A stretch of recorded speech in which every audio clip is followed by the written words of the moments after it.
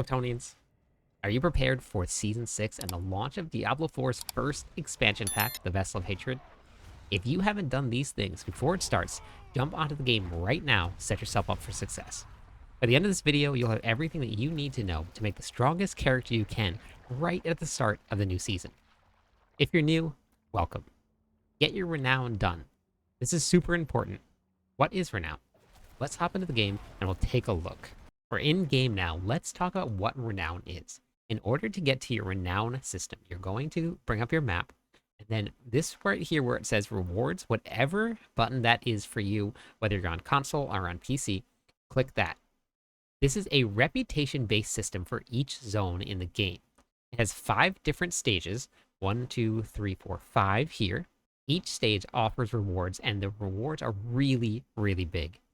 Every level you get a little bit of extra gold and a little bit of extra experience, but that's not the important part.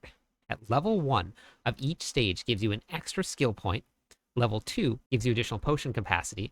Level 3, you get an additional skill point. And then level 4, you get max obols. Now this is changing in the current season, which is a great change. These two are actually going to be swapping. You're going to get your Paragon points, which are very, very important, in level 4, and then you're going to get your max obols in level 5. So you're not actually required to grind out the entire level on each zone. Now, in the new season, this will carry over. You will still have all 5 zones unlocked if you have already completed it. We will have new Renown to grind in Nahantu. So how you complete Renown? You have all of these different activities down here that give you different values. Doing waypoints gives you 20. Doing strongholds gives you 100. This is actually going to play a really big part, and we're going to cover strongholds later on when we get to it. Side quests are going to give you 30. Discovering areas. So when you look at the map, if you see a foggy area, and when we look at Nahantu, when it launches, we're going to have the entire area be foggy, is going to give you 5 per area that is discovered. And then your side dungeons are all going to give you 40. And then your altars of Lilith are going to give you 10. Now, in the new season, we're going to get tenets of Akarat. Those are going to be your altars of Lilith.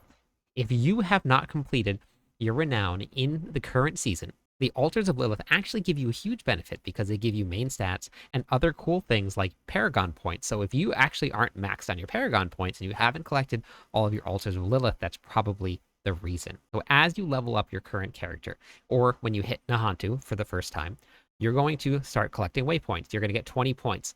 This bar will now fill up. In the next season, when this launches, if this is your first season playing, the little check marks on the bottom, you see how I haven't completed this section yet, but I have the check mark here? That means that I have completed this stage, but in the new season, it'll let us earn this XP and this gold again. It is not 100% necessary, and I never go back through and complete any of them already again because I've already unlocked the important rewards. So that seems like a lot. That seems pretty overwhelming. Ton to keep track of. How do you record and keep track of all of this stuff that you've gotten? Like if you look at the map here, how do you keep track of all of the altars of Lilith that you've unlocked? How do you find the altars of Lilith? Because they're all hidden in these tiny little nooks and crannies. Well, there is a solution for you. If you do not want to spend hours and hours and hours running around to every little nook and cranny, you can come back over to Mobalytics app and you can use things like their interactive map over here. The interactive map, you just mouse over one of the altars of Lilith that you found, you click on Discovered, and now it goes gray.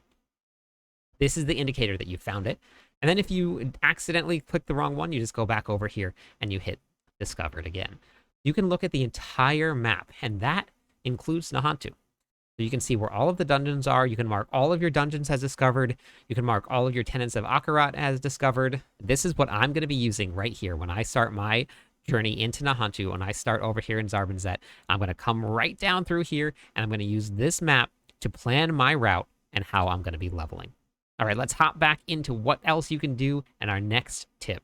The second tip I have for you is look for an active clan. The game takes on a different shape when you have a lot of people backing you. This season will be different. I know that 85% of you love to play solo, but I suggest at least giving it a shot. The amount of people that I know that have started solo and eventually tried playing with people, no one has said that it made the game worse. If you try it and it's not for you, it's free to leave the clan. Benefits of being in a clan this season are huge. Legendary and unique gear is tradable, as you know. so you can share all of the gear with your clan members. If you're on console, typing sometimes can be very difficult. A lot of the more active clans, such as ours, have a Discord channel set up, so things like talking to your clan members, finding groups, or trading items becomes a lot easier. The newest endgame for Diablo 4 requires at least one other player to be in your party. This is a great way to play with people that you know. My clan's Discord server is at the top of the description of this video. Click the Discord icon to join us. You don't need to be in the in-game clan in order to hang out with us, level together, trade, and have fun. The third thing I want to talk about is gear. Because there will be a massive game-wide change to all of the gear's item power and stats, any gear that you have gotten on all of the realms, seasonal and eternal, will become legacy gear. What that means for you, if you play seasonal, you'll have to just collect gear like normal. If you only play on the eternal realm, consider joining us on the seasonal realm, but you'll need to find all new gear again.